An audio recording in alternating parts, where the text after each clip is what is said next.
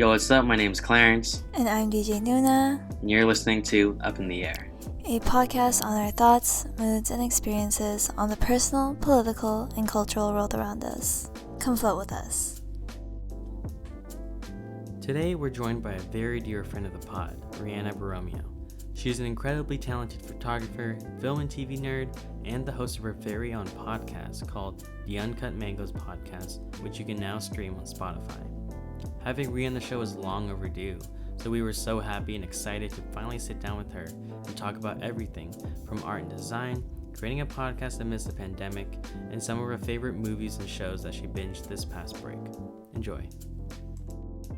Yeah, we back. I feel like we haven't just talked, me and you, in a fat minute, like ever since we started this kind of podcast format. Right.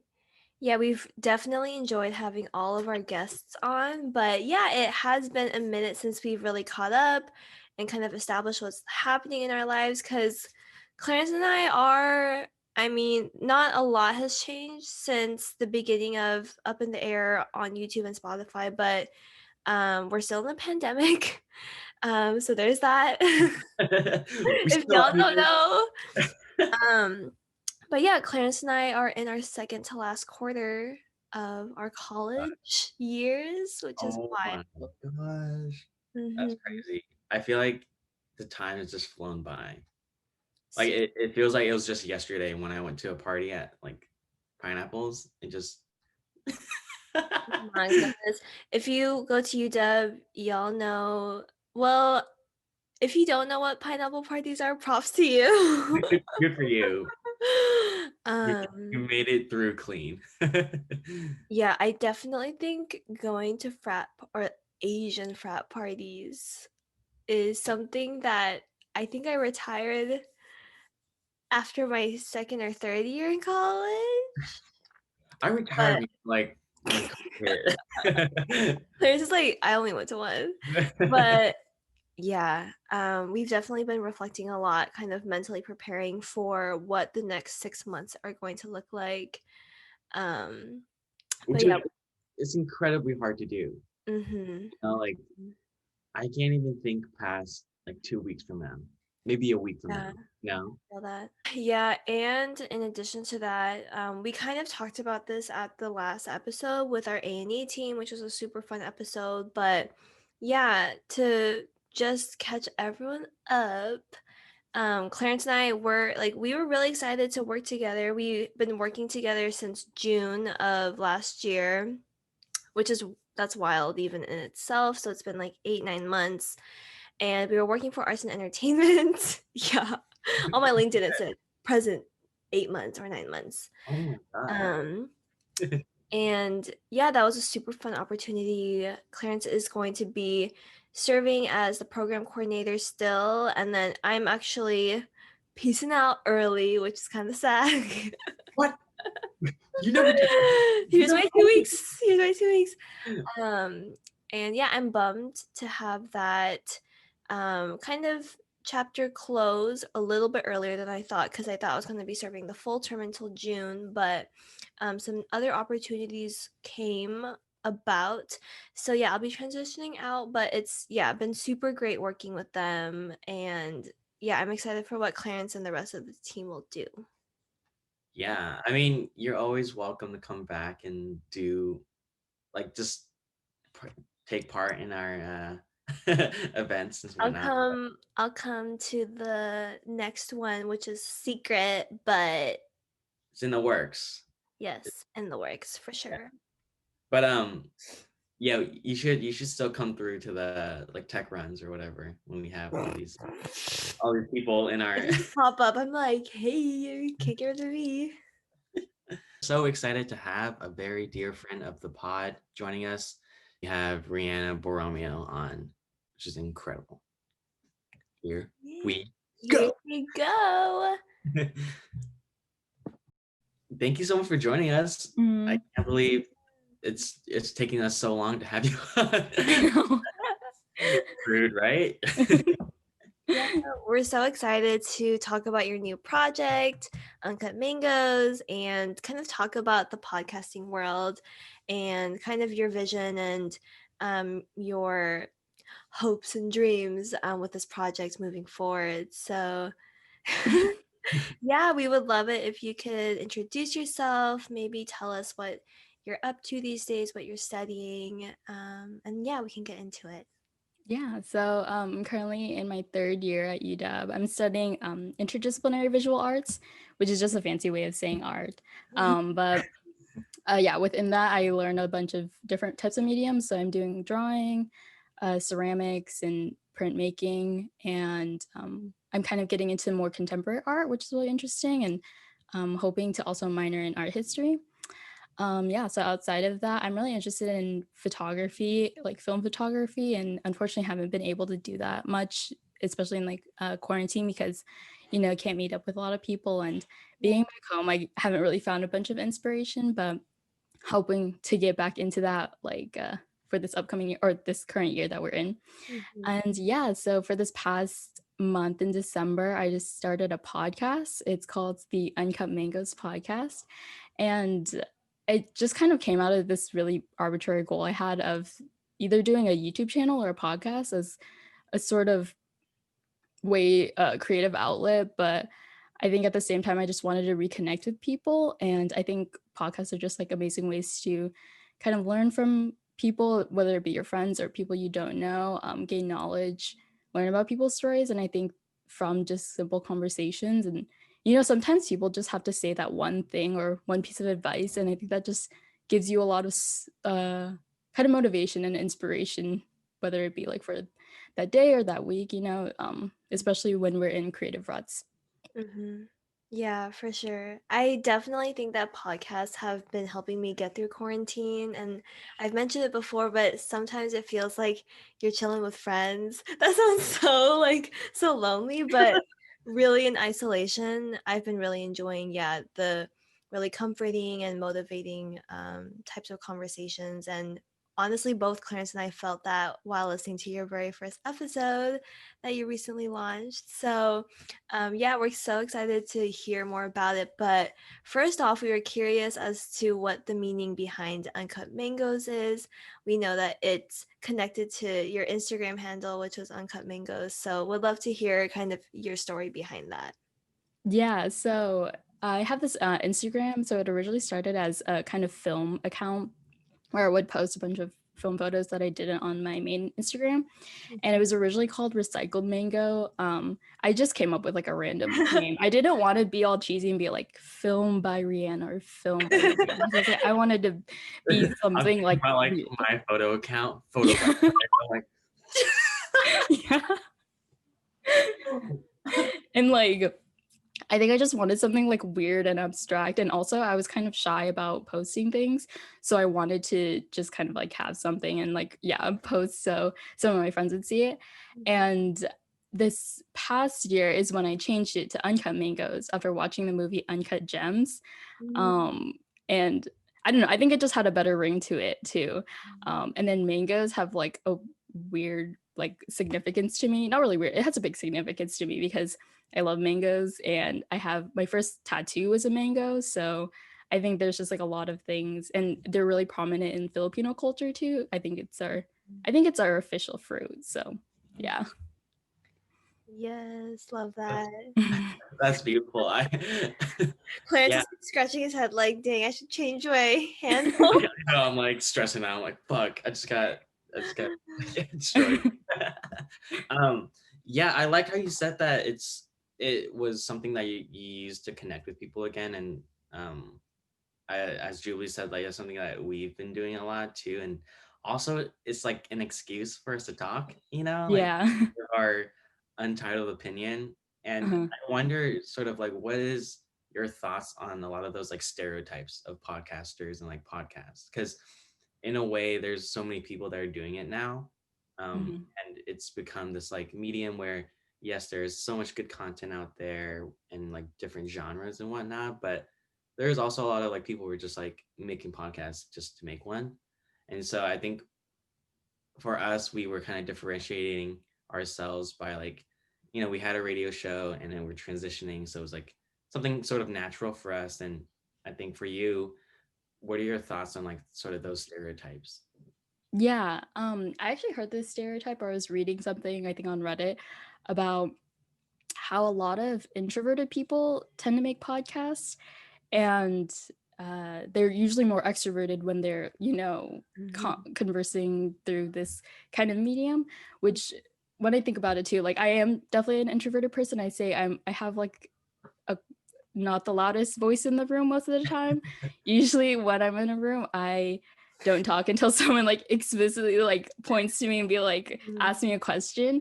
Um, so I think in that way, it's nice like having kind of being comfortable doing this type of thing, especially if you have like a bit of social anxiety. And yeah, I definitely see that too, because when I listen to podcasts, and I think people's personalities come out a lot. If you just give them the opportunity to talk, they will. But yeah, I think learning throughout making a podcast is really fun too, and being able to gain knowledge from different types of people. And yeah, I think it's super nice too how there's so many different easy ways to make it as well. I tried to make a podcast 2 years ago. It was mainly a joke, but and I tried to upload it. I honestly didn't know what I was doing, and I ended up just I tried to go on this really sketchy website, and I ended up paying for like something random, and it kept on like charging my card. So I was like, okay, I think this is fine. I shouldn't do this. But now that there's like, I don't know if you guys use Anchor. Do you? Yeah. So Yeah. it's like it's super easy. But yeah, I was like your guys' opinions on kind of initially starting it, and maybe now, and like what you've learned about it. Yeah, Jubilee, you want to start? Yeah, I think, well, first of all, it has been really great to have platforms like Anchor sponsor us, please. Just kidding. But it's so easy to onboard it to Spotify. Like honestly, anyone can start a podcast. Like anyone can get on Spotify. Dangerous. Um, yeah. And yeah, I think when Clarence and I made that transition from radio to podcast, we didn't quite realize how much we had to really think out the structure, and how like it took us a while to get an intro and have that like beat. Like one of our friends made the beats, which was really fun. But we did take it upon ourselves to really do some research, find podcasts that we resonate with in terms of structure and both content. But at the time when we were starting it, I think one of the biggest podcasts were Call Her Daddy. I think that was like a big one, and I was listening to it, and I really couldn't see the appeal. Not gonna lie, it's just a bunch of like white women like screaming in your ear. Uh-huh. But I think in terms of that, I was kind of I think Clarence and I kind of really gauged what our goal was with Up in the Air. Like it's not necessarily like clout and numbers, but really, yeah, just to have these conversations and just to meet with people. So I think that's been kind of our thought process, and we've been able to like really navigate the space somewhat well together. But yeah, it's interesting what pops off in the podcast world. So yeah, how about you, Sure. Clarence? Yeah, I mean, I was one of those people who were back in the day. I was like, podcasts are stupid. Like, why would you just listen to someone talk for an hour, like 2 hours, you know? But it's like really just all I listen to nowadays, unless there's a new album dropping. I don't know. But yeah, I think for us too, we just like needed a space to talk in a way, you know, because I'm not the most like keen at like, you know, replying to people and kind of staying on top of like group chats and stuff like that. All my friends are like, Clarence is anti-fun.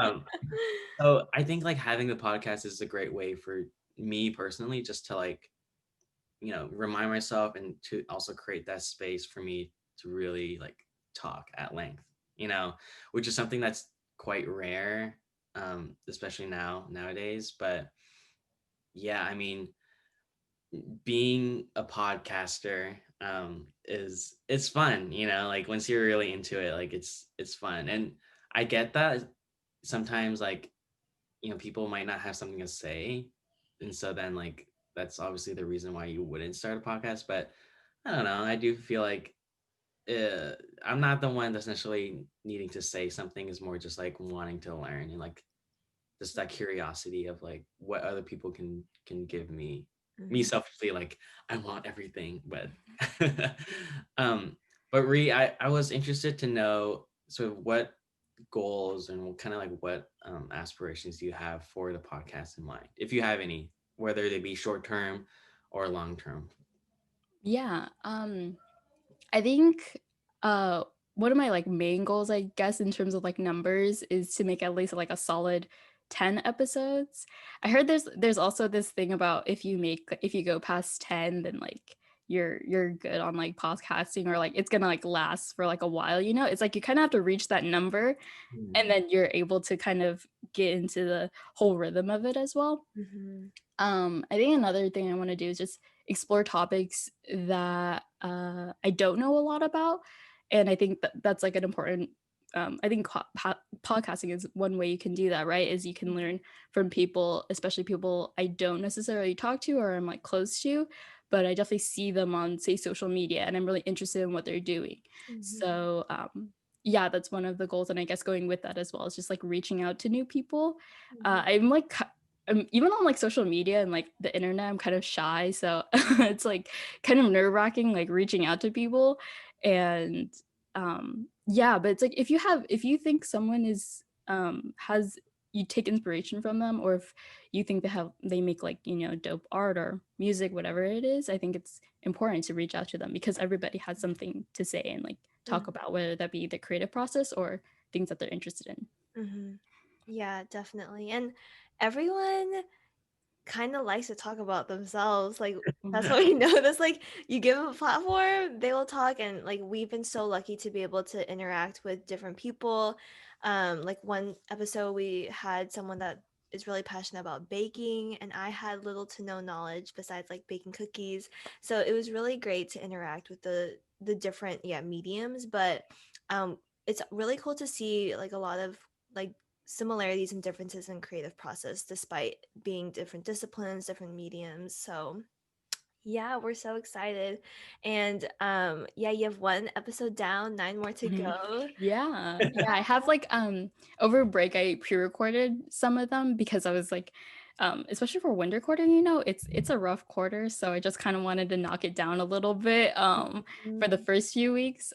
So yeah, I have like a few pre-recorded that I'm hoping to upload in like these next coming weeks. That's a great way to go about it, because sometimes Julie and I, to be honest, we're like, oh my god, we need someone quick, and it's especially if we're coming out with one like every week, it could be a lot, you know. So just like, yeah, you have a good game plan. Yeah, I even like right before I was doing the podcast or even like started it, I was like, who am I even going to talk to? So in my head, I just like had to make a kind of like a rough list of people. But yeah, I think that also kind of helps motivate you to like branch out of like people and kind of create connections, whether it be like, you know, mutual friends and or people you know, people you follow. So yeah. Mm-hmm. Yeah, for sure. I think we have been able to get to know people that are already in our circle, but then there's definitely been people where like I don't know them but Clarence knows them, or the other way around. And I think we have yet to have a complete stranger from either of us yet. Because So we're that's something both also like, we're very shy. that's on our bucket list. I think we will branch out this year. I want to have a stranger or someone that I don't know personally. But How do you feel about this online format? Because I know like for us it's nice, because you can get the people that aren't even in the city to kind of call in and we can do our episode together, but it is quite difficult sometimes, like I'm talking and no one else can really kind of interject, and you know, like the technicalities there. And so how do you feel about this online format? Yeah, I think like I said, I'm like usually in person I don't speak up a lot, so it's really difficult for me to kind of interject. And I always describe myself as someone who's indecisive when in actuality I have strong opinions. And I think I'm always seeking kind of spaces where I'm able to talk about the things that I'm interested in and have the opportunity to do that. And sometimes Zoom does feel like such a formality, and it just feels like it's like a weird meeting that we're in, and it doesn't feel like I'm able to really connect because we're not there physically. And it does, in the beginning too, I had a difficulty kind of getting past the whole idea of like looking at a screen and like talking to a camera.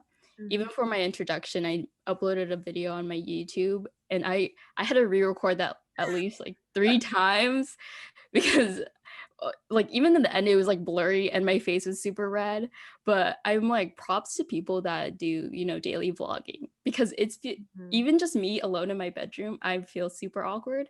But if people could do that in public, I'm like, well, props to them, because I could not. Dude, for real, I don't understand how people can just like film TikToks in public or like vlog in public. But yeah, I think you mentioned earlier about because I think with vlogs and even podcasts, there is a really something beautiful about talking about just the ordinary, or when you're vlogging, a lot of the times you're like in your own home, but you kind of talked about it's been hard to find inspiration at home. So have you been exploring other places for inspiration? Have you been exploring any other media? Would love to hear that. Yeah, I think I've definitely gotten back into YouTube videos. I watch a lot of these. I don't know if you know the YouTube channel Nowness, but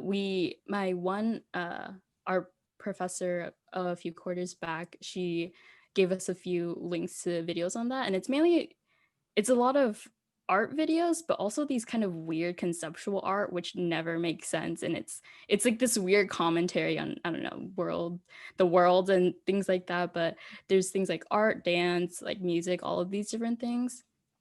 And I've been finding inspiration from that for my art projects. And I think I've been finding inspiration for even uploading my videos to YouTube and trying to find a way to make it a little bit more interesting, especially because it's a video format.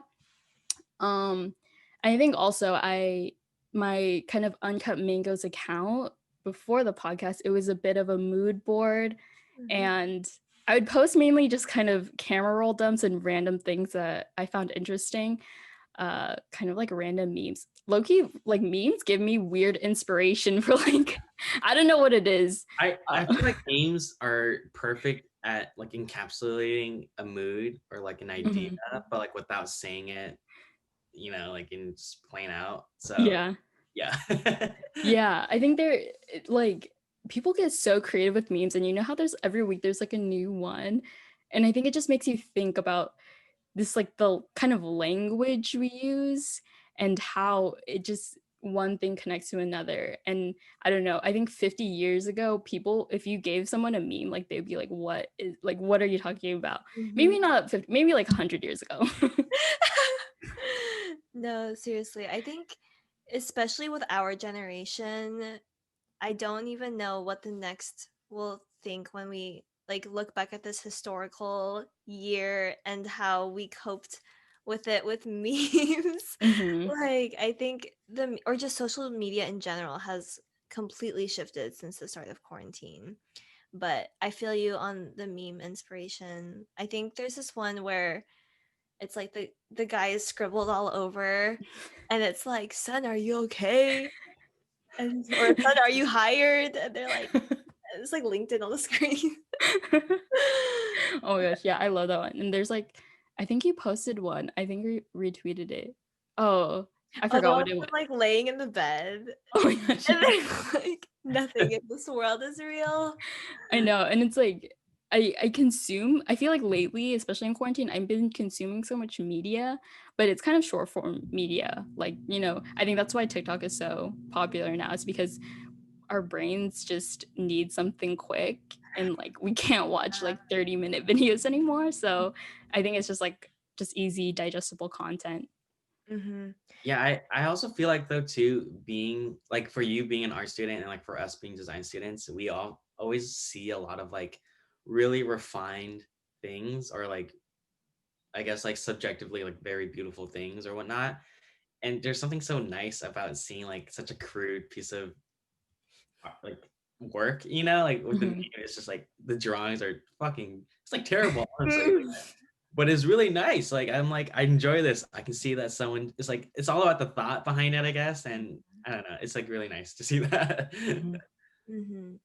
Yeah, I think in terms of navigating social media, it can be really hard, like what Clarence said, seeing like really refined pieces. And I personally had a lot of like a difficult time navigating those spaces because I would oftentimes like compare myself, and I would really like mix up, because I think there's a difference between like developing my taste and saying like, oh, I really like this, versus like developing my skill. Like I would love to get to this point, but that obviously takes time compared to just like saying I like this.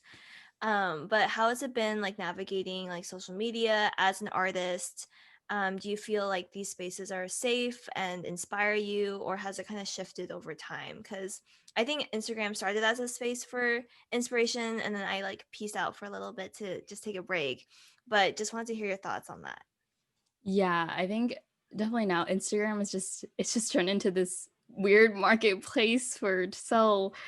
I mean, it's like small businesses, which is like great. Like we should be supporting small businesses, but it's so difficult when you see an ad every like other story you watch, or every time you just scroll past like 2 posts.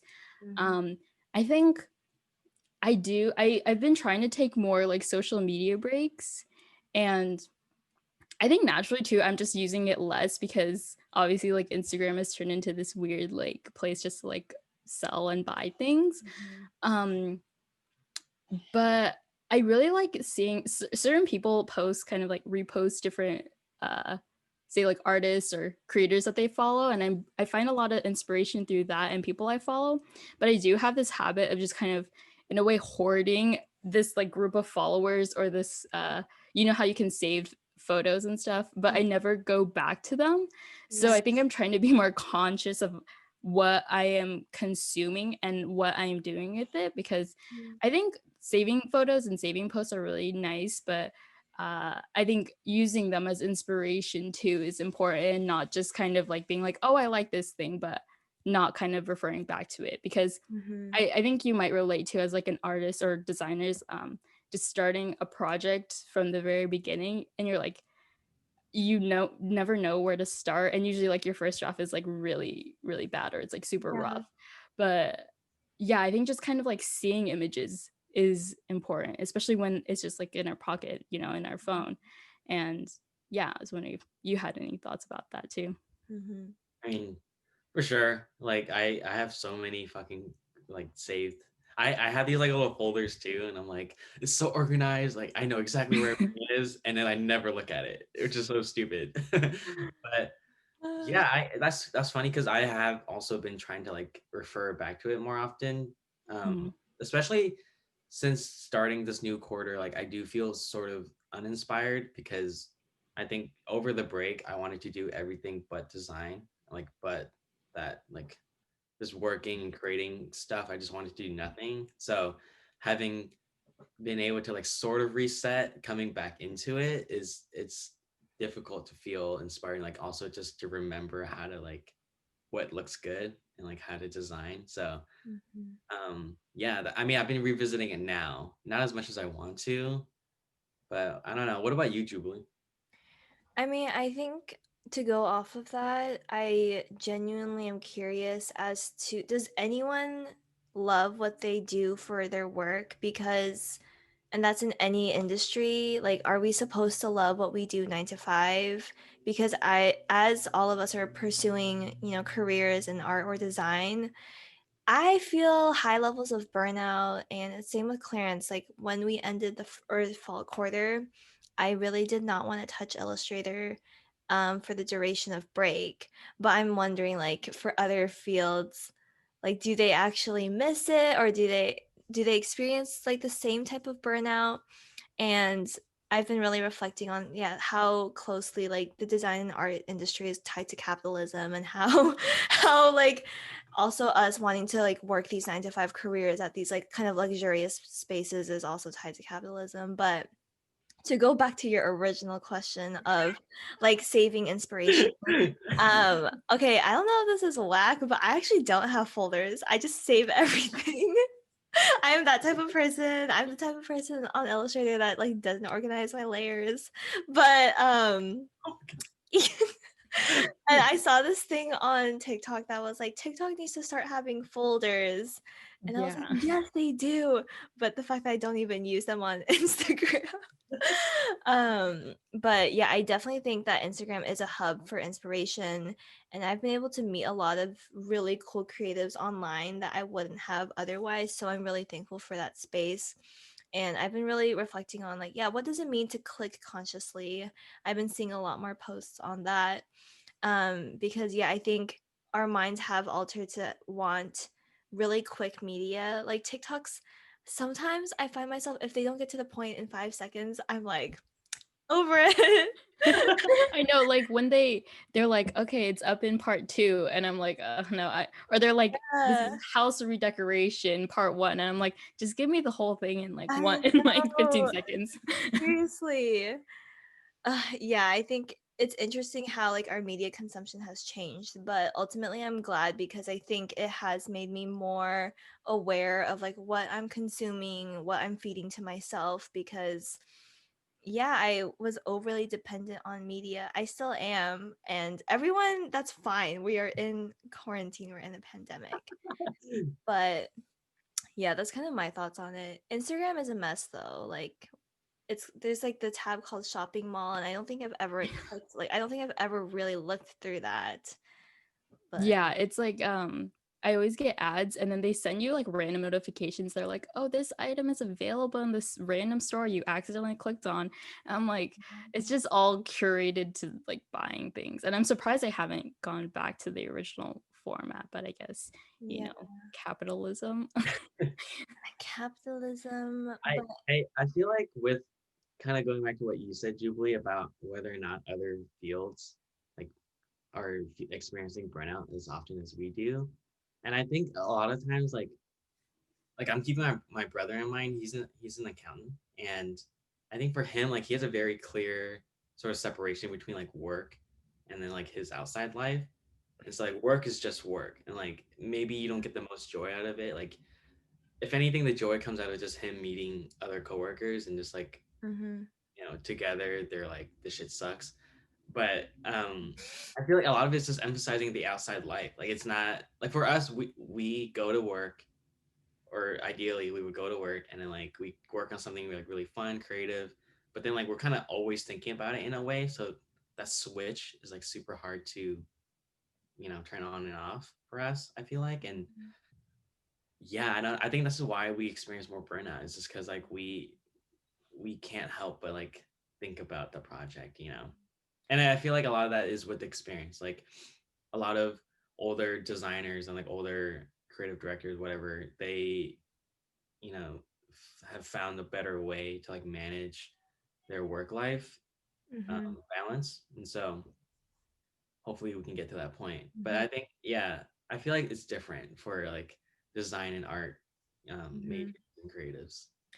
Yeah, because I mentioned it at the beginning of the episode on like transitioning to a different job, and I really chose, I think that job really made me choose like, do I want a creative job or something with a bit more freedom or something that's just kind of like check off the box, no stress and things like that. And for a long time I felt a bit guilty about choosing the latter, like something more just standard and not stressful. But then I've I been realized but then I realized that capitalism has trained us to think that stress is required to feel successful, or like if you didn't get that position without working extremely hard, like sacrificing your mental health, and it isn't as much something to celebrate. So I've been trying to remind myself of that a job is a job, and that if anything it'll enable me to be able to have more freedom outside of it without having like monetary constraints, because I think whenever you add money into the picture in terms of hobbies, it can get really messy and kind of ruin the fun a little bit. And I think that's why Clarence and I like that with Up in the Air, there's not like huge strings attached. Like we don't have huge sponsors that are like, if you don't like put this ad in, we won't pay you, or I don't know, some shit like that. But what are your thoughts on Rheanna like kind of navigating hobbies versus like career and maintaining that creativity throughout? Yeah, I think I've been thinking about this a lot too because like I'm in my third year, but it's kind of nearing the end of college and like nearing graduation as well. Mhm. Um, but I think it's been difficult for me to kind of how we're always like, oh, what is your dream job, what is like your set career, because I'm so new into like art, I honestly don't know what there is out there. So I still have like a lot to learn and a lot to research about those types of things. Mhm. I don't know if you've seen this on TikTok. I know you're on TikTok, Juby. There's this like uh there's this kind of term, it's called multi-hyphenate. I think that's what you call it. And it's basically a person who has a lot of different skill sets and they pursue a lot of careers. And it's like um most of the time it's like at the same time. So maybe juggling like two or three things. And I've always felt that, but I could never really place like put a word on it. Mhm. But I'm just scared of getting bored of one thing. Scared of getting bored, scared of getting burnout. So I'm always thinking about, okay, once I'm done with this, like what is the next thing I'm going to do? And uh yeah, I think like I am scared of just kind of being stuck in one place and being stuck in one hobby. So I always just try to also, make a list of all the things I want to do. But at the same time, live in the moment of what you are doing as well. That way you are creating things that, you're proud of and not just because you want to like slap it onto whatever your like social media or your portfolio. Mhm. And I think I want to be more conscious about what I'm making and putting the effort into that because I haven't really felt that as much in my art classes. But Mhm. yeah, like outside of design, what are your guys' kind of hobbies that you're hoping to like pursue, either as a career or like in the Mhm. long term? I would like to do more photography. Like that's something that I have been doing somewhat consistently, like throughout college. And I don't know, I feel like I did a lot of portrait work that was more like in someone else's vision. And so I wanted to like try and like do more work that's like what I want to do. Like I'm the one telling you how to pose, or I don't know, like just like whatever, right? Like the color, the mood, whatever. And I think that's the kind of like the line I'm drawing where it's me thinking of it as like work versus like as just something like a creative outlet. So I Mhm. want to go with like more creative outlet lane and just have fun with it as opposed to like thinking about, oh, I need 30 photos for this person to like package their whatever they're paying me for and stuff. So yeah, that's something I want to do. I also want to like try to get more into like film and like movies and stuff like that, and like be able to have more of like a critical eye, and like be able to break it apart and like analyze certain parts. I know that you're very good at like seeing all these things and just like you're very up to date on the film world. So got a lot Yeah. to learn. But what about you, Jubilee? Yeah, I think quarantine has been a great time for me to explore different hobbies, and I think I've been really intentional on making my hobbies like really different from design, because I think it was at the end of the spring quarter, I was like, okay, this is not low key not sustainable that I'm doing design for work, school, and personal interests. Like, that's not even design, or like, it didn't even feel like design anymore because I felt like all the creativity was sucked out of it. And like Clarence said, it was hard to separate work life and balance because I would really just be like sleeping and like trying to ideate in my sleep. Like, I feel like I would be preparing for the next morning of me having to do work, you know? So I think one of my favorite hobbies has been plants, and I think it's so different from design, right? And it's more like taking care of myself and nurturing myself because I realized that like my mental well-being was reflected on like the well-being of my plants. Like if I was up to date, like on top of things, like I would water them consistently. So I've personally really liked having hobbies that I can in no way really like monetize or like compare myself or like get in my head about, which is interesting. Bro, their plant game goes crazy. I need to step up. And like just small little art projects that like I have no intention of really even sharing that. It's just really for me. Like, I've been painting more, I've been crocheting here and there.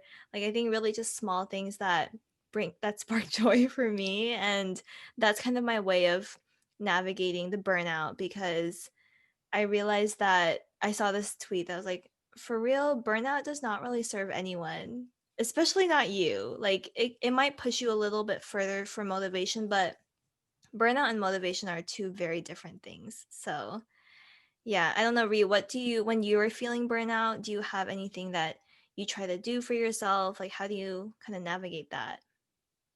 Yeah, I think especially after fall quarter is pretty rough. Like like first official quarter, online, and even though we kind of had spring quarter, it was still rocky, especially in the beginning. And then once, what was it, like daylight savings hit, it just kind of all went downhill. Um so it's definitely scrambling towards the end, and once you kind of push things off till the end and it builds up, you just get super tired afterwards of whatever you're doing. And I just felt like I didn't want to, I don't know, look at my screen or like watch whatever I was making. I did a kind of video art class, so we did a lot of uh images and videos editing on kind of iMovie, whatever we had. And yeah, like after a while, when you're just looking at the same thing for a long time, like you want to break from that. So I've been trying to consume non-digital media. So from, I guess, I don't know if you consider podcasts. I consider podcasts like, you're not exactly looking at the screen the whole time. So I've been trying to listen to more podcasts, read more books, and even like art books, just seeing an image on a page helps a lot. And just kind of getting away from that, because I hate like kind of spiraling down social media, and I'm on like 7 apps at the same time, and I'm like trying to like pin and like everything. And I just hate that feeling when you're like, what is my brain doing right now? I'm just like consuming so much stuff, but I'm not like I'm actually not actually doing anything with it. Mhm. So yeah, and I think especially over break too, I've been trying to watch a lot of movies, which gives me a lot of inspiration too. Mhm. Yeah. What do you think is the one or like a type of medium that's the furthest away from what you do, but like gives you the most inspiration? Because I don't know. I don't know if like film is how far it is away from design, but like I do think that the mood that it evokes gives a lot of inspiration to like my work. And I don't know if that's the same for you, but do you have anything in mind, like the sort of medium that's the furthest away from what you do, but still gives you inspiration? Yeah, I think I like cooking and like baking. Something about it too. I think just kind of like the process of it. So I'm in the art major, but I feel like my mind is kind of stuck in this weird like design mind, if that makes sense, like seeing everything like perfectly and exact. So I kind of translate that into baking in a way that you have to make everything like the exact, was it, measurement and everything. Mhm. So I love the specificity and like the kind of calculation of that. And it kind of uh releases me from this kind of world of art that's like, oh, you can like do whatever. But I like kind of this finished perfect result of whatever I'm making. And yeah, oddly enough, even though that's like it's a little more calculated, I find like a lot of enjoyment of that, because my mind is very, I would say my mind is like a grid, like, I see Mhm. things very very perfectly. You can see like my background, like trying to like all these pictures, it has to be perfectly. Love it. That is very interesting to say, like, design is kind of like baking and then art is kind of like cooking. I think that's actually works really well, because both obviously has room for growth and creativity. Like, you can spaz up a recipe, but like the other day I made cookies, and I had to switch out like one type of sugar for a different kind of sugar. And I was like, okay, I think this really fucked up. Like, the batter was way too watery, and I was like, I am not meant for this. But it's interesting that you say that you kind of have a design mind in an art world, because I know that in the last episode you did discuss like art versus design. But it is interesting because sometimes I ask myself, like, what even makes someone an artist, or what even is art? Because honestly, anyone can like produce anything and call it art, and I think there's a beauty in that. But then in design, it does feel like a little bit elitist, where like it has to be like up to a certain standard to be accepted as, you know, like good design. But in your mind, like, what does good design mean to you? And I know that's like a huge question, but as you've been like navigating both worlds, like what do you define as good design? Yeah, I think like when I see something on Instagram and say like a design account, I post like a typography thing the other day or yesterday, and I think it just provokes a certain emotion. I don't know in design if you are allowed to kind of, I know it's like a lot of making things for other people, so you kind of have to leave out your own thought and kind of your own perspective on it sometimes because you are catering to somebody else. But I think for me, yeah, it's kind of translating these kind of ideas and this kind of feelings. I'm a very like, I don't know the term. I'm a very feeling person. I have a lot of emotions. So if it provokes something, say something I remember from my past or something grew up, you know, maybe a certain color scheme Mm-hmm. reminds me of this thing, or like maybe a toy I played with growing up. Something about that just like, I don't know, if it's able to connect to an audience, a certain person, I think it is doing its job. Mm-hmm. And yeah, because although there is like certain design that's like meant to be, say, accessible too, I think that's important as well as making sure that you are catering to a lot of people, but also it's not just void of this sort of emotion and feeling. Right. Mm-hmm. Yeah, I think that also translates really well to all different mediums of art. Like, I kind of have that standard for film and for TV shows and art pieces. So I think, yeah, that's a really good way to a good standard. I think that also kind of combats like the elitist approach or mindset that it has to be super, I mean, not perfect, because craft is important, but I do think there's, like we've talked about it on past episodes, but there is a lot of gatekeeping, and I think that gets in the way of people's creativity and their growth and their work. So, yeah, but Clarence, what are your thoughts on that?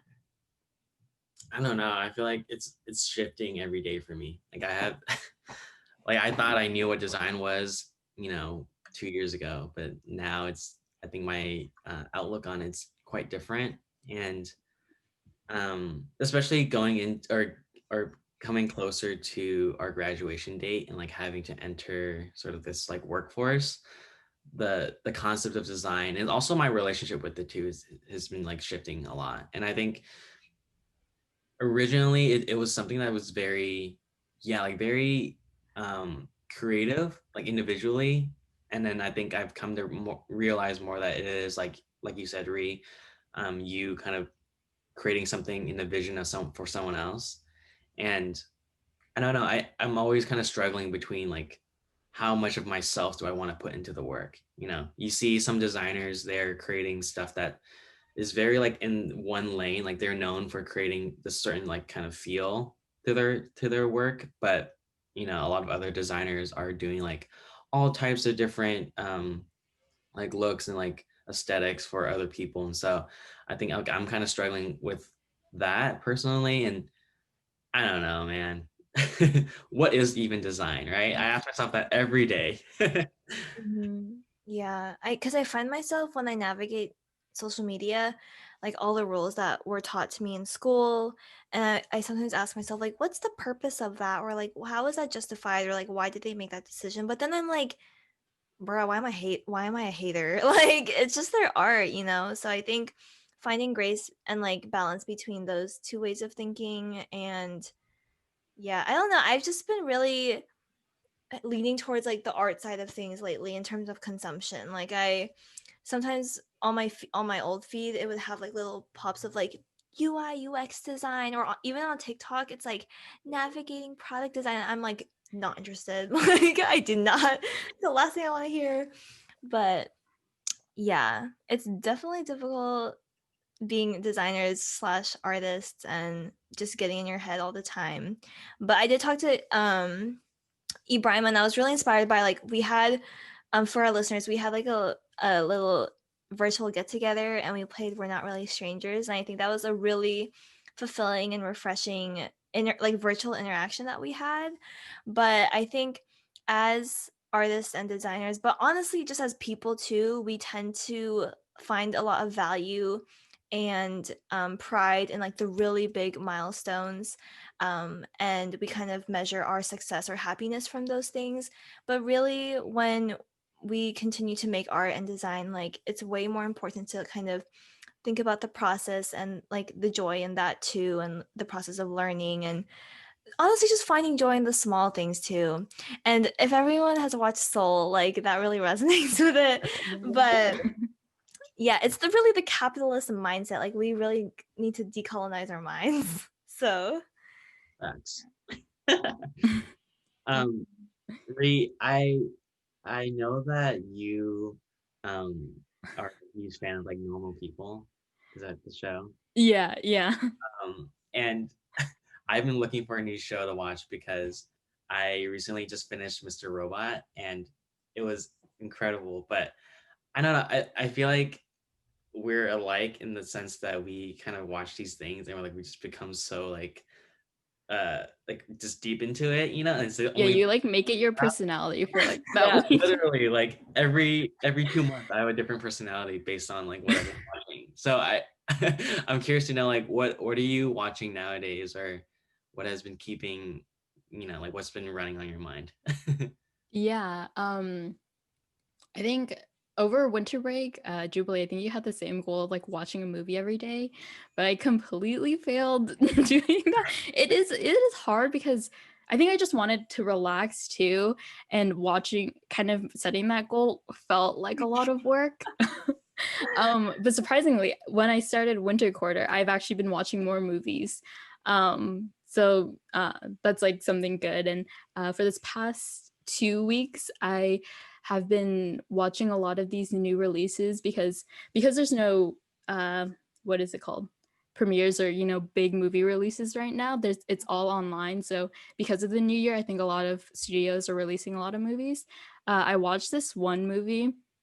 It's called Shit House. It's a weird name, but it's basically this it's directed by this 22-year-old, and so it's about a freshman in college, and he kind of makes friends with this one RA.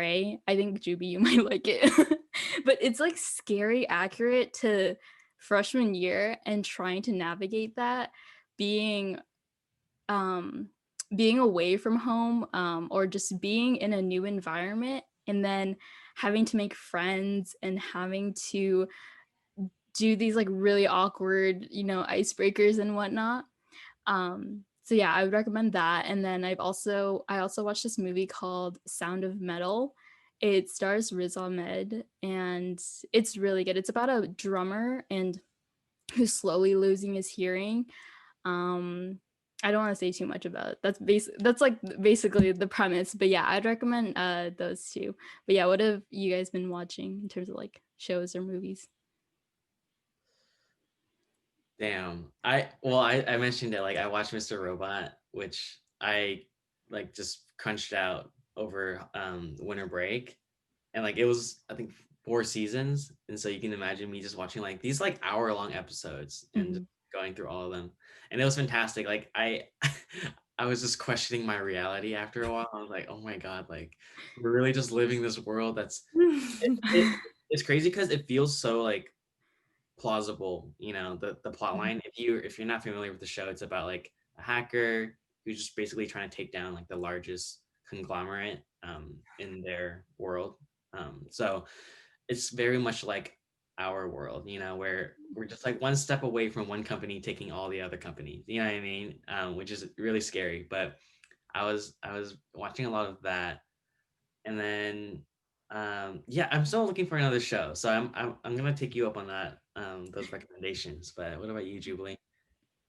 I mean, I always joke about this, but I do not have as refined of a palette in terms of movie and TV. Like, Clarence is always like, what are you watching? And I'm like, I'm watching How I Met Your Mother for the third time. Like, I keep seeing these TikToks and tweets that are like, if you rewatch all the shows, like that means that you are a highly anxious person. And but I would hope that's not true. True. I'm like me rewatching a show that has 9 seasons and I'm literally at the 9th season.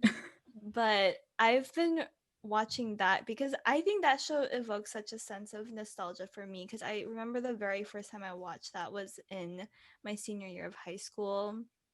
And not gonna lie, I feel like a lot of like shows that I used to like, I watch them now and I'm like, oh man, it's like very problematic and it's very white. It's like just seriously like, why are so many TV shows just like 5 white strangers just like doing ordinary shit, like, and everyone eats that shit up. So I've been watching that, but over the break I did want to watch one Ghibli film a day that did not really pan out.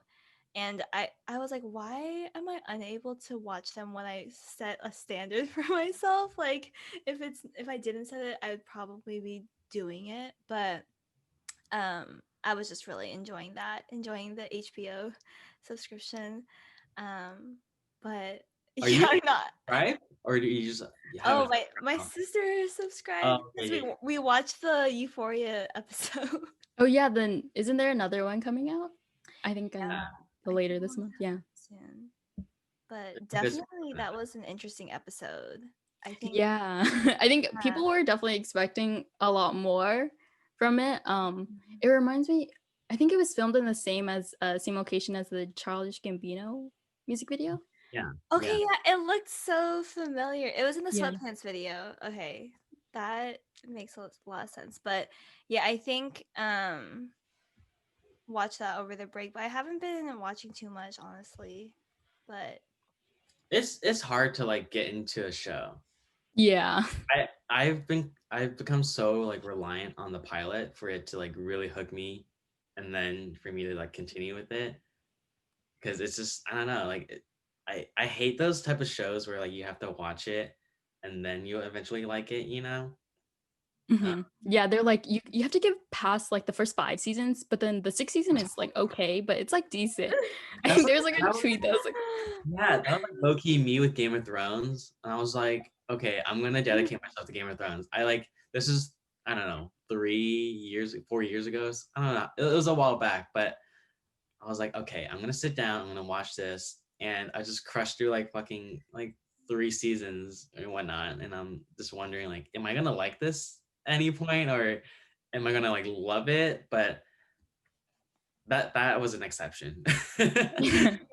Okay, I have a question before we wrap up. But as someone that like I know that you have a big heart for justice and for representation, especially as you're an artist.